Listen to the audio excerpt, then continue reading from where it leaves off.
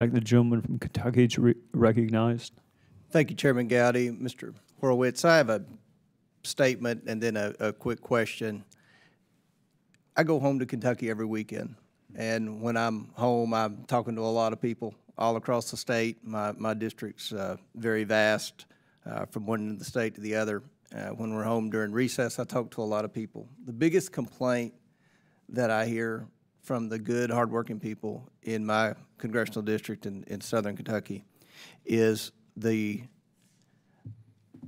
disgusting news that they've seen about the obvious bias from the FBI and from the investigators. And it leads in to people's minds exactly what the president's been saying, that this is a witch hunt. This is a witch hunt that every time they turn on the television, there's news about the Russia investigation, very little news on certain media outlets about the things that obviously Hillary Clinton did that were illegal. The approval ratings for the FBI and the Department of Justice now, I would assume, are at record lows, probably lower than Congress, and that's not very good.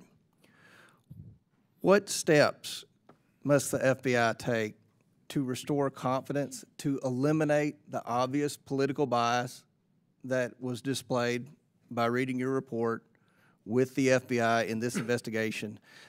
What steps does the FBI need to take to eliminate, not reduce, but eliminate political bias in the agency? Because anytime there's an investigation of any type, you know, one of the main items in the case is conversations with the FBI, and as Congresswoman Handel said, you don't record things in the FBI, it's your word. The word today isn't worth what it should be from the nation's premier intelligence agency.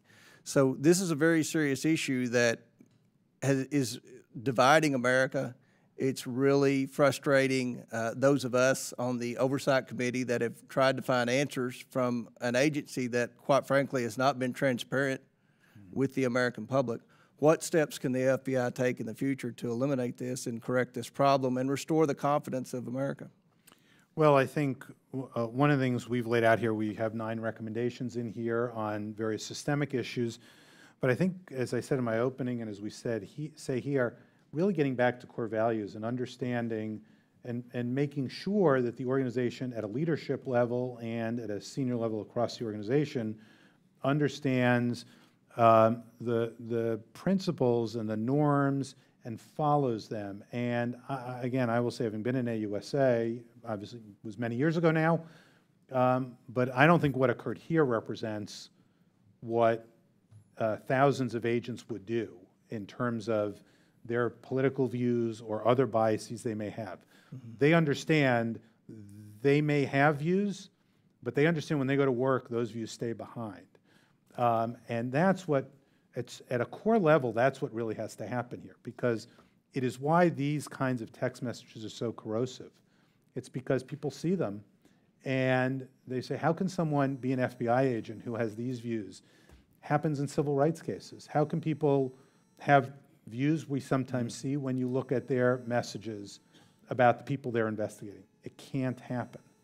Well, when you have an agency that has a black eye, whether it's the VA or the FBI, I think the best decision a leader could do is change leadership. And I support what President Trump did in firing Comey. I think that was the right decision. And hopefully with your report and with the work of Congress, we can work to restore the confidence of the American public in the FBI and the Department of Justice. And Mr. Chairman, I have about a minute left. I would like to yield my time to my friend Mark Meadows.